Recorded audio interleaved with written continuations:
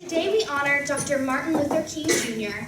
because he showed us the way to start to mend broken fences and to attempt to move on in building this land rather than destroying it. Some kings rule their kingdoms sitting down, surrounded by luxury, soft cushions, and fans. But this king stood strong, stood proud, stood tall.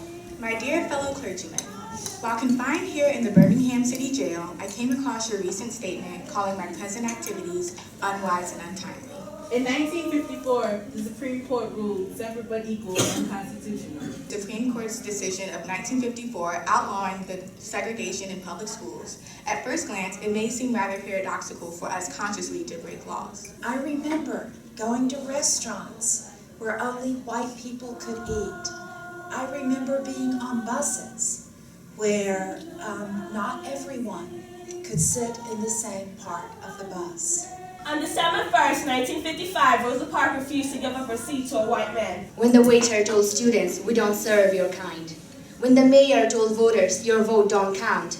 And when the sheriff told marchers, get off our streets. Using fire hoses, police dogs, cattle prods to move them along. In 1957, the NAACP enrolled 9 black students in Little Rock Central High School for the first time. To create the kind of tension in society that will help men rise from the dark depths of prejudice and racism, that it will inevitably open the door to negotiation. This is the time for the nation to remember the injustices that Dr. King fought. And I remember in the 1960s, racial violence, remembering the day when innocent children were killed in a church in Mobile, Alabama. In 1961, the Freedom Riders rode the bus for equality. In 1963, Martin Luther King Jr. gave his I Have a Dream speech on the March of Washington. Or the day in 1965 where riots broke out in Los Angeles, California, and Watts. A time to remember his fight for freedom, equality, and dignity of all races and peoples. Of love and children, hand in hand,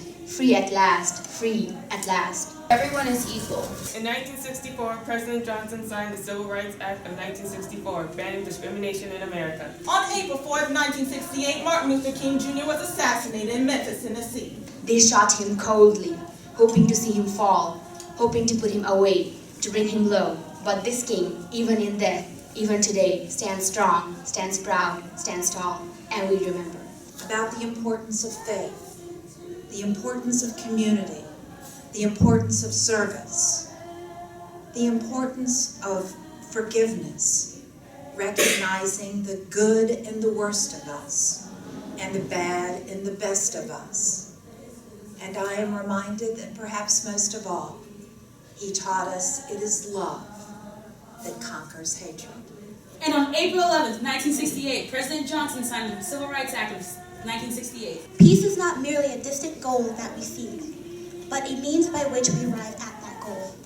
Our goal today is to link together as one. What would Martin Luther King Jr. do today to make this world a better place for all? Martin Luther King was a reason for our Liberation.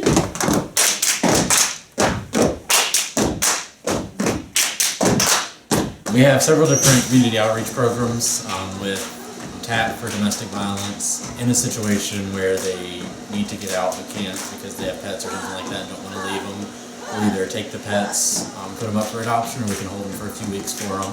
We have Pets for Life, which is a community outreach program for people in low-income neighborhoods that either don't have access to or can't afford vet services. We give them, it starts out with spay-neuter, and after the pet's spayed or neutered, we do the vaccines, frontline, and just different pet services like that. We have services with Good Samaritan Hospice for hospice patients, can get services in the clinic, and then ultimately if the person dies we can take the animal up for adoption for that as well, so the family doesn't have to worry about it if that's their choice. We have the low-cost clinic upstairs, which is sick visits, well visits, and spay neuter, and then downstairs cats and dogs up for